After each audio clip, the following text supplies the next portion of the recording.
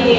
Karena yang sudah pernah berkunjung ke puskesmas pasti ketemu dengan saya, karena saya letaknya di meja petugas pendaftaran. Nah, ya. Nah, hari ini saya hadir kemari ke Posyandu Dahlia Desa Bali 2. Saya ingin melihat bagaimana perjalanan Posyandu di tahun 2026. Karena mungkin keputusan teman-teman saya, Ibu Kader dan Inang yang ada di sini, mungkin sudah dengar atau mungkin ada yang belum dengar bahwasanya kegiatan pendanaan untuk Posyandu di tahun ini agak berbeda dengan tahun sebelumnya. Inangnya mungkin jangan terkejut. Biasanya ada ini, ada bubur, ada susu. Mungkin kadernya itu masih gak usah datang. Tak jelas itu lagi sedikitnya. Akan ada banyak permainan. Jadi saya hadir kemarin ini untuk mengingatkan kita semua bahwa Posyandu ini milik masyarakat.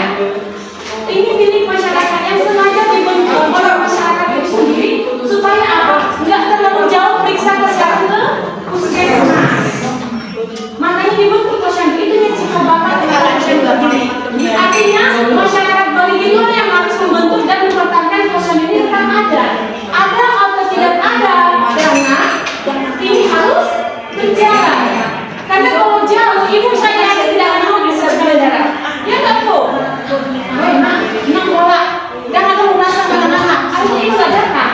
Tapi dengan adanya Posyandu, kondisi ibu sehat, ibu pasti datang kenapa? Kita opulunet, kita pengencok, kesakitan nutrisi. Itu langkah yang baik. Ibu ya, teman-teman saya kader tetap konsisten. Apapun yang terjadi, lihat orang tua kita ini. Ya, kalau kita melayani orang tua kita, saya Tuhan akan menjaga keluarga dan keluarga bertanggung. Dan kalau kita punya kesempatan untuk menjaga, kalau kita juga dijaga oleh orang muda. Itu yang saya ingin tekankan. Buat orang tua kami yang ada tadi ada pemeriksaan darah, ada yang masih tetap tinggi. Kita tanya sudah lama menolak sudah, tapi tetap tinggi. Apa yang harus ibu pikirkan? Apa yang sedang pikirkan?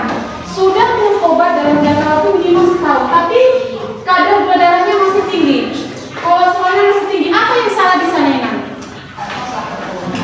Obat itu bukan menjadi penolong utama.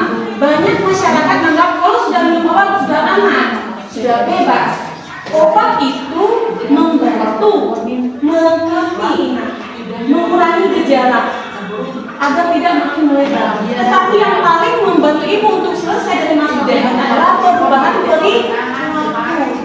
Bukan karena sering tensi makanya tensinya turun. Enggak Inang, mau 100 kali kita tensi, tensinya 150 dia kan tetap 150. Bagaimana 150 bisa menjadi di bawah 150 adalah lakukan perubahan perilaku. Oh tadi saya sudah ke Posyandu, masih tinggi, berarti ada yang belum pas saya lakukan. Ini yang harus kita lakukan. Dia tidak sia-sia ke Posyandu setiap bulan. Masa tahu ke Posyandu oleh ibu? Artinya tidak ada perubahan perilaku. Batasi makanan yang tidak sehat, itu yang harus kita pikirkan. Istirahat yang cukup. Ibu ya, tetaplah beraktivitas fisik dalam pagi. Ya, jadi bagi yang masih tinggi, saran saya tolong ke puskesmas. Konsultasikan status kondisi pemeriksaan ke puskesmas. Kalau gula darahnya masih di atas 150, tolong konsultasikan ke dokter Inang. Ya, kolesterolnya masih di atas 200, tetap konsultasikan. Jangan tunggu lama-lama. Ya, menyebar kemana-mana dia nanti. Orang yang gula darahnya tinggi akan merusak pembuluh darah. Pembuluh darah kita akan meradang. Kalau meradang, aliran darah tidak lancar. Apa yang terjadi? Kalau luka sedikit, siapa yang membawa oksigen makanan ke darah? Kalau aliran darah tidak lancar, ketika kita luka sedikit, harusnya bisa diobati oleh oksigen dan nutrisi yang ibu makan, nggak nyampe ke muka artinya mukanya makin lama makin besar. Itu yang terjadi kalau pembuluh darah sudah dirusak oleh kadar gula yang tinggi. Kalau kolesterolnya tinggi, apa yang terjadi? Jantung kita akan memompa dengan cepat dan capek. Ibu ya, tensinya tinggi, gula darahnya tinggi, lama-lama ginjalnya capek kerja. Itu yang mau saya kasih tahu.